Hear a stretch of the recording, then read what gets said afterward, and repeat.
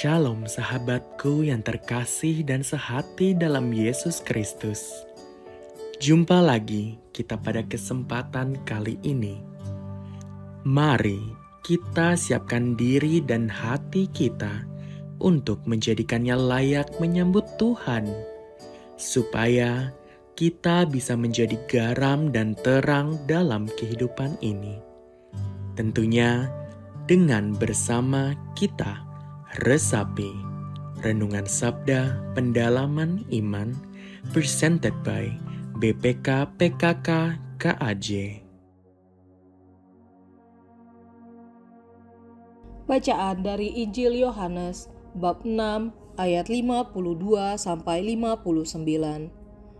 Orang-orang Yahudi pun bertengkar antara sesama mereka dan berkata, "Bagaimana ia ini dapat memberikan dagingnya kepada kita untuk dimakan?" Karena itu, kata Yesus kepada mereka, "Sesungguhnya aku berkata kepadamu, jikalau kamu tidak makan daging anak manusia dan minum darahnya, kamu tidak mempunyai hidup di dalam dirimu. Siapa saja yang makan dagingku dan minum darahku, ia mempunyai hidup yang kekal, dan aku akan membangkitkan dia pada akhir zaman. Sebab dagingku benar-benar makanan, dan darahku benar-benar minuman. Siapa saja yang makan dagingku dan minum darahku, ia tinggal di dalam aku, dan aku di dalam dia. Sama seperti Bapa yang hidup mengutus aku, dan aku hidup oleh Bapa. Demikian juga siapa saja yang memakan aku, akan hidup oleh aku. Inilah roti yang telah turun dari surga, bukan roti seperti yang dimakan nenek moyangmu, dan mereka telah mati. Siapa saja yang makan roti ini, ia akan hidup selama-lamanya." Semuanya ini dikatakan Yesus di Kapernaum ketika ia mengajar di rumah ibadat. Demikianlah Injil Tuhan. Shalom, selamat Paskah, Salve. Bro Ensis dimanapun Anda berada, hari ini kita mendengarkan tentang roti. Wah, roti lagi, seminggu terakhir roti terus. Kali ini makan daging dan minum darahnya. Wah, kanibalisme nih, kayaknya bukan ya. Itu suatu lambang yang dikatakan Yesus. Nah, Yesus mengatakan, barang siapa memakan aku akan hidup oleh aku, kita akan hidup kekal. Siapa yang gak mau hidup kekal? Ternyata di awal-awal atau di sebelumnya terjadi pertengkaran gara-gara ajakan makan daging dan minum darah Yesus. Ini bukan kanibalisme ya, bukan kanibal. Tapi ini lambang, suatu kriptogram istilahnya. Aduh, saya agak susah, tapi intinya lambang. Kita memakan tubuh dan darah Yesus dalam hidupnya pribadinya. Untuk kehidupan kita. Orang Yahudi bertengkar karena berkeliru. Dia hanya secara harfiah hanya sebatas literal. Dia hanya melihat secara duniawi bahwa makan daging Yesus itu dan minum darahnya itu seperti ajaran yang gak baik gitu, yang sesat. Kanibalisme zaman sekarang. Mereka bertengkar dan tidak melihat secara rohani. Nah, ini penting. Kita melihat dalam roh dan kebenaran. Persekutuan dalam Tuhan. Ingat, tubuhnya itu di mana dan darahnya di mana? Di salib. Kita sudah merayakan Paskah dan kita sudah merayakan Jumat Agung juga sebelumnya. Dan belum sebelumnya lagi kalau kita kembali refleksi Kamis Putih. Disitulah menariknya bahwa permenungan kali ini Yesus mengajak kita hidup integral. Bahasa saya mungkin tema yang saya bawakan mungkin setubuh atau sedarah. Mungkin agak kurang baik, kurang terlalu vulgar. Tapi dalam refleksi saya itu integrasi, terpadu. Jadi Yesus dalam hidup kita, dalam poros hidup kita itu berjalan, menggerakkan. Seolah-olah tuh bukan kesurupan ya. Kalau mungkin manifestasi seolah-olah roh itu kesurupan kan. Nah, tapi dalam roh dan kebenaran ini kita digerakkan, dipancarkan oleh Yesus yang sudah kita makan dan minum darahnya dari apa? Ekaristi. Betul. Itu udah jelas banget, teman-teman. Kita ingat bahwa Ekaristi adalah tubuh dan darah Kristus. Nah, dalam apa? Perjamuan Ekaristi. Dan kita apa? Tubuh dan darah Roh Kristus ini dalam apa?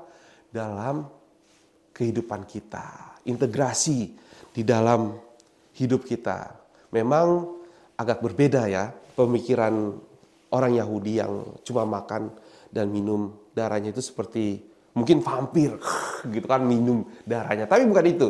Bukan juga kanibalisme seperti yang sudah berita-berita makan daging manusia, bukan. Tapi Ekaristi ini yang kita hidupi, Ekaristi. Kita kenang sebagai dari wafat, bahkan sebelumnya Kamis Putih, dari pemecahan roti, minum cawan ini, darah ini. Nah, itulah kita refleksikan mendalam. Yesus menggerakkan di dalam diri kita. Berikutnya adalah kita tahu pertengkaran terjadi karena orang Yahudi menganggap darah itu nyawa, roh, milik Allah, hidup. Dia tidak boleh diminum. Darah itu haram istilahnya kan. Tapi kita ingat juga darah ini dalam peristiwa orang Samaria baik hati. Yang orang imam-imam itu menghindar, tidak mau menolong orang yang dirampok, tapi juga karena takut najis itu, dia mau beribadat dan ternyata dia tinggalkan. Nah, kita ingat itu aja, kenapa jadi pertengkaran di antara orang Yahudi, bahwa darah itu najis. Tapi di dalam diri kita saat ini, dalam Ekaristi, dalam anggur, dan konsekrasi tubuh dan darah Kristus yang diberkati oleh imam, diangkat ke atas, itulah yang menjadi kesatuan. Saya bilang integral ya, karena saya nggak dapat kata yang padan, tapi Yesus itu hidup di dalam diri kita, menggerakkan poros hidup kita. Di 1 Yohanes 5 ayat 8 dikatakan roh, air, dan darah itu ketiganya satu. Nah, satunya apa ya? Satu tubuh. Di mana? Di dalam Yesus dan juga di dalam diri kita yang sudah kita imani. Dalam apa? Bimbingan dan pimpinan Roh Tuhan. Dan kita bagaimana hidup kita sehari-hari? Cara hidup kita sesuai dengan pribadi Tuhan. Berbuat kasih, penuh kasih karunia, dihidupi oleh Bapa. Yesus bilang, tinggallah di dalam aku dan aku tinggal di dalam kau. Sebenarnya Yesus bilang, Yesus mau tinggal di dalam kita dan dalam hidup kita sehari-hari. Yesus sebagai poros, istilahnya poros adalah sumbu untuk menggerakkan hidup kita, pelayanan dan sebagainya. Seperti Yesus yang hidup dalam Bapa, demikian juga kita hidup dalam Bapa dan Yesus dan Roh Kudus. Wah, hebat banget kan? Kita dengar bahwa hidup ini, kita ini tubuh kita yang lemah atau yang fana ini ternyata ada Yesus, ada Roh Kudus, ada hidup Bapa. Nah, di Injil lain atau di bacaan Perjanjian Baru di Kolose 1 ayat 18, di situ Yesus sebagai kepala jemaat. Yesus sebagai tubuh. Kristus itu sebagai tubuh gereja atau dikatakan gereja yang saat ini berziarah di dalam dunia ini. Nah, yang paling penting lagi ketika kita menyadari Yesus itu hadir di dalam Ekaristi. Ini nih, baik offline maupun online, itu penting. Kita lihat ketika imam mengangkat itu, bagi saya pribadi ya, itu Yesus hadir. Apalagi kalau kita ngecap di lidah yang udah asam pahit gitu kan, kita makan hosti, wah, itu berasa seperti ada aliran yang luar biasa, yang begitu sejuk, damai, tenang. Kita, pokoknya beda deh. Ketika masuk di lidah sampai di dalam hati kita berdoa, ya Tuhanku dan Allahku, itulah kehadiran Tuhan dalam diri kita. Jadi intinya kita bukan kanibalisme ya. Nah, ternyata di gereja pun ada peristiwa hosti yang berdarah. Kita ingat di Jogja pernah tuh tahun 2012.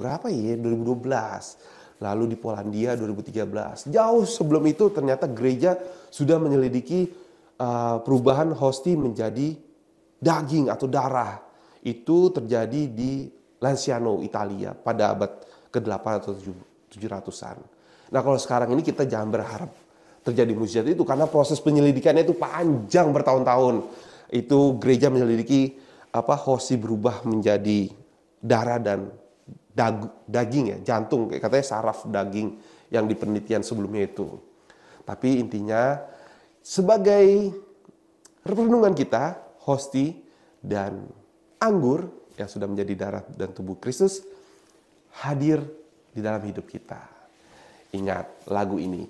Tuhan Yesus, kau hadir kini dalam rupa anggur roti. Kami yang haus, kami yang lapar, tanpa dirimu kami akan mati. Panjang cerita. Kalau nyanyi itu, kalau dihayati dalam Ekaristi itu damai banget deh. Kalau dalam duduk berlutut, wah itu cakep banget lagu itu. Itu Tuhan Yesus datang dalam masuk hati kita, bersabdalah saja maka kita akan sembuh. Wah itu udah kembali tadi roti yang kita renungkan. Ini penting. Bro and sis, izinkan saya sharing, boleh ya?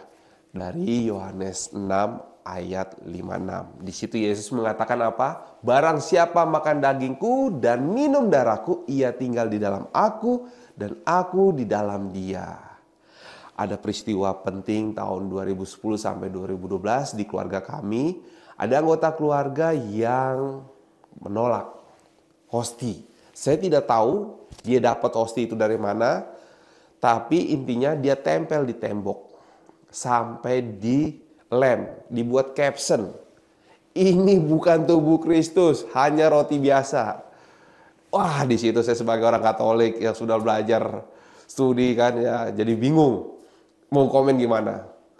Tapi intinya dalam percakapan kami di sesama Katolik di rumah. Akhirnya ngambil keputusan biarin aja. Sampai itu akhirnya di